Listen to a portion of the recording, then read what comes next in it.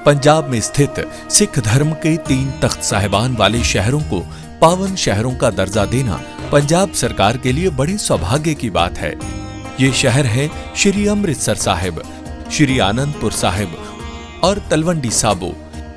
ਇਹ ਤਿੰਨੋਂ ਤਖਤਾਂ ਦੇ ਸ਼ਹਿਰਾਂ ਨੂੰ ਪੰਜਾਬ ਦੇ ਅਧਿਕਾਰਤ ਪਵਿੱਤਰ ਸ਼ਹਿਰ ਵਜੋਂ ਐਲਾਨ ਕਰਨ ਦਾ फैसला करता है। नमस्कार, मैं हूं अभिषेक त्यागी। ईरान में इस वक्त खलबली मची हुई है। लोग सड़कों पर हैं, लोग नारेबाजी कर रहे हैं, अपने देश की सरकार के खिलाफ आवाज उठा रहे हैं। ऐसे में कई तरीके के सवाल खड़े हो रहे हैं ईरान के माहौल को लेकर, क्योंकि गाए बगाए ये कहा जा रहा है कि ईरान में जो हो रहा है उसके पीछे अमेरिका का हाथ है। हालांकि अमेरिका ने बात नहीं मानी है, ना ही अमेरिका इस बात को मानने के लिए तैयार है, लेकिन दुनिया की पॉलिटिक्स इस बात को कह रही है कि इस पूरे मामले के पीछे, ईरान में जो खलबली मचा रखी है, लोग जिस तरीके से सड़कों पर हैं, इसके पीछे CIA की अपनी एक राजनीति है, पॉलिटिक्स है। खैर, अब ईरान का इसको लेकर बड़ा बयान आया है।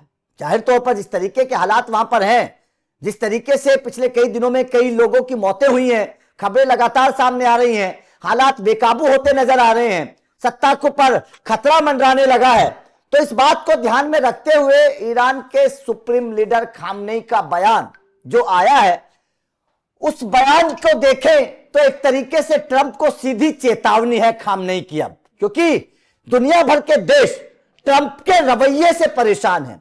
ट्रंप का जिस तरीके का रवैया है, जिस तरीके से तानाशाही ट्रंप दिखा रहे हैं, जहां चाहते हैं वहां कब्जा कर लेते हैं, जहां चाहते हैं वहां हमला कर देते हैं, जिस देश को चाह रहे हैं उस देश पर अपना फैसला लेकर कभी टैरिफ से डराने की कोशिश करते हैं, कभी हथियारों से डराने की कोशिश करते हैं।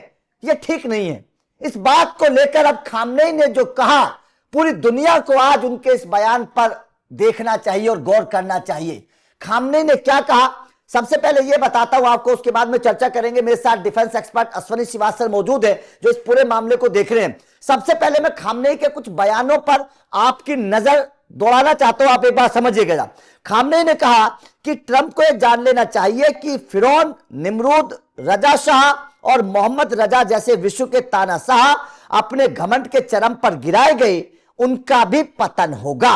इसके बाद में खामनेई ने कहा कि सबको जान लेना चाहिए कि इस्लामिक रिपब्लिकन सैकड़ों हजार सम्मानित लोगों के खून से सत्ता में आई है और वो भाड़े के लोगों के सामने पीछे नहीं हटेगी। ये साफ तौर पर खामनेई का कहना है कि हम झुकेंगे नहीं। इसके बाद उन्होंने कहा कि उन्होंने ट्रंप को खुश करना चाहते हैं कुछ लोग, मतलब वो अपने देश के प्रदर्शनकारियों पर हमला करते हुए कह रहे हैं कि वो लोग ट्रंप को खुश करना चाहते हैं। अगर उन्हें देश चलाना आता तो वो अपना देश चलाते, यहां दखल नहीं दे रहे होते। साथ ही उन्होंने कहा कि अमेरिका के भीतर कई गंभीर समस्याएं हैं। यह बहुत बड़ी बात उन्होंने कही है कि अगर ट्रंप को देश चलाना आता तो अपना देश चलाते, समस्या तो अमेरिका के अंदर भी है, हमारे बीच में दखल ना देते। इस पर भी चर्चा करेंगे। इसके अलावा खामनेई ने एक और बड़ी बात कही। उन्होंने कहा कि 12 दिनों के युद्ध में हमारे 1000 से ज्यादा हमवतन शहीद हुए हैं। ट्रंप ने खुद स्वीकारा है कि उनके आदेश से ईरान में हमले हुए थे, जो इस बात का सबूत है कि उनके हाथ ईरानियों के खून से रंगे हुए हैं। यह बहुत बड़ी बात उन्होंने कही और चलते चलते उन्होंने एक अपील की है। उन्होंने कहा कि प्रिय युवाओं, अपनी तैयारी और अपनी एकता बनाए रखें। एकजुट राष्ट्र किसी भी दुश्मन पर विजय प्राप्त करेगा। यह उन्होंने बहुत बड़ी बात चलते चलते अपने देश के लोगों से एक तरीके से अपील की है। जाहिर तौर पर खामनेई के इस बयान से आप अंदाजा लगा सकते हैं। सबसे पहला जो खामनेई के इस बयान से साफ तौर पर समझ आ रहा है कि ट्रंप को चेतावनी है कि वो झुकेंगे नहीं, पतन होगा। ये साफ तौर पर उन्होंने कहा है और अपने देश के लोगों से उन्होंने अपील की है कि संयुक्त जो एकता है वो एक राष्ट्र को बचाकर रखती है। अश्वनी सर मेरे साथ मौजूद हैं। अश्वनी सर, आपने पूरा मामला देखा है, किस तरीके से ईरान में पिछले कुछ दिनों में अस्थिरता बनाने की कोशिश की गई है, लेकिन अब खामनेई का बयान आ गया है। आप इस बयान को कैसे देखते हैं और ईरान में जो कुछ हुआ उसके पीछे की वजह आप क्या समझते हैं, सर समझाइए। हाँ बिल्कुल, देखो अभिषेक, ईरान में जो कुछ हुआ ये तो अंदरूनी हालात खराब होने की वजह से हुआ। ये सच्चाई है कि वहां पर इकोनॉमिक कंडीशन अच्छी नहीं, और ये जितने प्रोटेस्ट थे स्टार्ट वहीं से हुए, क्योंकि वहां पर इन्फ्लेशन 40% से ज्यादा है, अनएम्प्लॉयमेंट बहुत ज्यादा हो गया, 50% से ऊपर। और जो इनकी करेंसी है, जो कि लोकल करेंसी है रियाल, वो एक प्रकार फ्री फॉल कर गई डॉलर के मुकाबले में। $1 के मुकाबले में आज 1.5 मिलियन रियाल है। तो ये सच्चाई, खाने को दाने नहीं, पीने को पानी नहीं, हालात जो हैं वो बहुत ज्यादा खराब हुए इकोनॉमिकली जो ईरान में।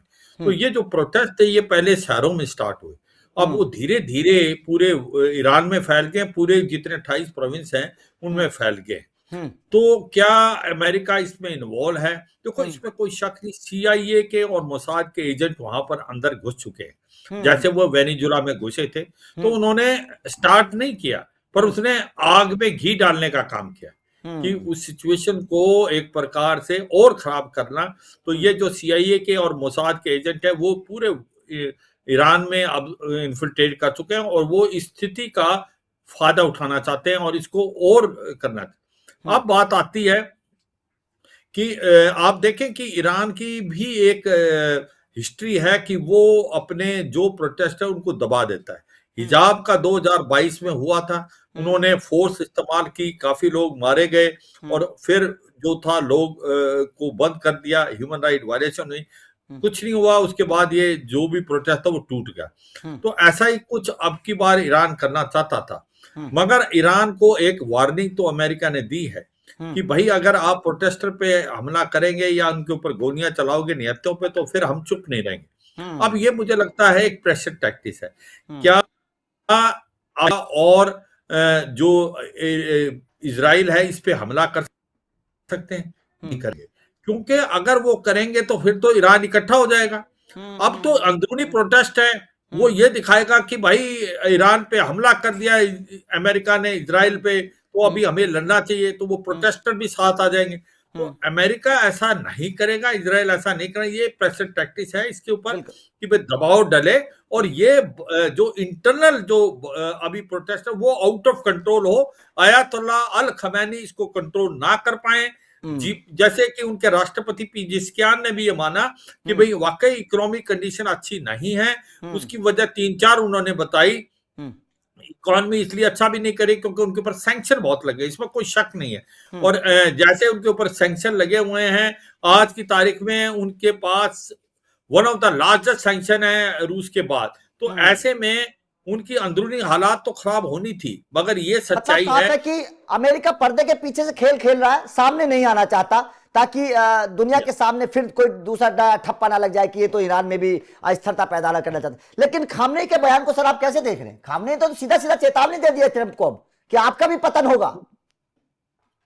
खामनेई चाहता है कि अमेरिका और इजराइल हमला करें, क्योंकि अगर वो हमला करेंगे तो फिर वो ईरान को इकट्ठा कर देगा। क्योंकि फिर वो ये कहेगा प्रोटेस्ट, ये प्रोटेस्ट तो जो है भूल जाएं आप, लोगों को एक प्रकार इमोशनल बातें कहेंगे कि भाई अमेरिका ने हमला कर दिया है, अभी पूरे ईरान को इकट्ठा होना चाहिए। तो फिर एक उनको मुद्दा मिल जाएगा इकट्ठा करने का। वो तो चाहते हैं ऐसी हो, क्योंकि इंटरनल डिसेंट इतना है इस बार, आक्रोश इतना पैदा हो गया ईरान में कि इसीलिए ये जो लोग आए हैं ये किसी के कहने पे नहीं, ये खुद, क्योंकि इकोनॉमिक कंडीशन खराब है।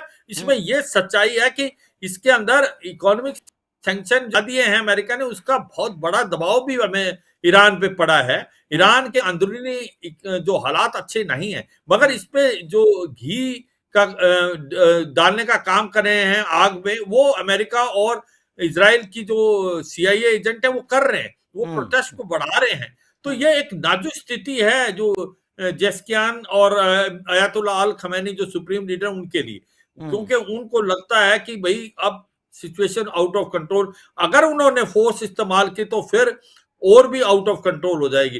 तो वो इस चीज को समझ रहे हैं। कैजुअलिटी हुई है, 100 के करीब लोग मरे हैं, मगर वो ज्यादा नहीं करना चाहते और वो ऐसा कुछ बयान देते हैं कि अमेरिका उकसे और अमेरिका कुछ हमला करे और फिर ईरान को इकट्ठा कर लिया जाए। तो ऐसा भी करने की कोशिश करें, मगर मुझे लगता नहीं डोनाल्ड ट्रंप इस ऐसे झांसे में आएंगे या आपके जो इजराइल आएगा इसके अंदर, नेतन्याहू। तो मुझे लगता है कि वाकई सिचुएशन खराब है, ईरान की अपनी इकोनॉमी कंडीशन के कारण ये हुआ है, मगर ये भी सच्चाई है इसके अंदर मोसाद और CIA ने जो आग में घी डालने का काम किया है। बिल्कुल सर, आग में घी डालने का काम किया, ये तो साफ तौर पर समझ में आ ही रहा है। क्योंकि लोगों का जब एक चलते चलते आखिरी सवाल करना चाहूंगा, जो लोगों की मांग है वो थोड़ी सी अनोखी है। लोग बोल रहे हैं कि उन्हें मुल्लाओं का शासन नहीं चाहिए, जो लोग मांग कर रहे हैं वहां पर। कैसे देख रहे हैं लोगों की इस मांग को? देखो, लोग परेशान हैं। सच्चाई ये है कि वो ये कह रहे हैं, अगर इकोनॉमिकली आप अच्छा गवर्न कर रहे हैं, खाना पीना मिल रहा है लोगों को, सभी सहूलियत मिल रहे हैं कि एक प्रकार तीन चीजें हैं, एक घर मिला है, एक आपके पास खाना पीना है, एजुकेशन है, हेल्थ है, मगर वो हर पैरामीटर में आज की तारीख में जो ईरान है वो गिड़गिड़ा गया है, वो डिगमगा गया है, उसकी हालात खराब है। तो इसलिए ये वो कहते हैं कि ये बहुत हो गया रिलीजियस लीडर्स का, क्योंकि आज जो ईरान है वो करीब करीब काफी पीछे चला गया है। वो इसलिए चला गया, किसी समय में ईरान एक मॉडर्न सोसाइटी का नमूना था। वहां पर जो शाह के टाइम में, ये नहीं कहा जा रहा वो रूल बहुत अच्छा था खराब, हम कंपैरिजन नहीं कर रहे, मगर वाकई एक बड़ी लिबरल सोसाइटी थी, मॉडर्न सोसाइटी थी। मगर अभी जो है बहुत प्रेशर में है, ह्यूमन राइट वायलेशन हो रही है, इकोनॉमिक कंडीशन अच्छी है नहीं, लोगों पर दबाव है। तो कहीं ना कहीं ये आक्रोश है, ये गुस्सा है, ये गुस्सा है प्रेजेंट गवर्नमेंट पे कि वो फेल होगी। और उसको फेल करने की मैं ये कहूंगा श्रेय डोनाल्ड ट्रंप ने भी किया है। उसने इकोनॉमिक सैंक्शन लगाए हैं, उन्होंने बहुत ज्यादा एक चारों तरफ से ईरान को घेरने की कोशिश की है। अभी तक ईरान लड़ा है, जहां भी लड़ाई हुई है ईरान की, अमेरिका से या इजराइल से, उसने पलटवार किया है। उसके पास जो इंडस्ट्रियल मिलिट्री कॉम्प्लेक्स बहुत बड़ा है, उसके पास मिसाइलों का भंडार है, उसके पास ड्रोन बहुत ज्यादा अच्छे हैं, शाही ड्रोन। तो from military point of view Iran एक छोटा देश नहीं है, एक बहुत बड़ा काबिल देश है। मगर इकोनॉमी डिगमगाई, आज जो इकोनॉमी डिगमगाने से लोगों के अंदर आक्रोश है, उनकी कितने हैं कि खाने को 2 टाइम का खाना नहीं मिल रहा लोगों को, इन्फ्लेशन 40% से ज्यादा, अनएम्प्लॉयमेंट। तो ये अंदरूनी है, मगर इस पे जो घी डालने का काम आग में अमेरिका कर रहा है, इसमें कोई शक नहीं। बिल्कुल बिल्कुल सर, आग में घी डालने का काम अमेरिका कर रहा है। लेकिन अब खामनेई ने साफ तौर पर ऐलान कर दिया है कि भाई साहब, जो दुनिया के अलग अलग तानाशाह रहे हैं उनका भी अंत हुआ है, आपका भी पतन होगा। ये साफ तौर पर एक चेतावनी है डोनाल्ड ट्रंप को कि अगर आपने ईरान की तरफ देखा तो हालात ऐसे नहीं है कि आप वेनेजुएला की तरह ईरान को समझ लेंगे। इतना आसानी से ईरान पर कब्जा करना नहीं है। तो साफ तौर पर खामनेई ने चैलेंज कर दिया, और इस चैलेंज का असर अब आने वाले वक्त में क्या होगा ये देखने वाली बात होगी। खैर, आप ईरान में जिस तरीके से हिंसा भड़क रही है, आप इसे किस तरीके से देखते हैं, और क्या आपको भी लगता है वास्तव में डोनाल्ड ट्रंप का जो रवैया है वो तानाशाह वाला रवैया, क्या आपको भी ऐसा लगता है? क्योंकि जिस तरीके से हमले करके देशों पर दादागिरी दिखाकर उन पर कब्जा किया जा रहा है, आप इसे कैसे देखते हैं? कमेंट करके अपनी राय जरूर दीजिएगा। बाकी लगातार अपडेट मिलते रहेंगे। Thank you very much.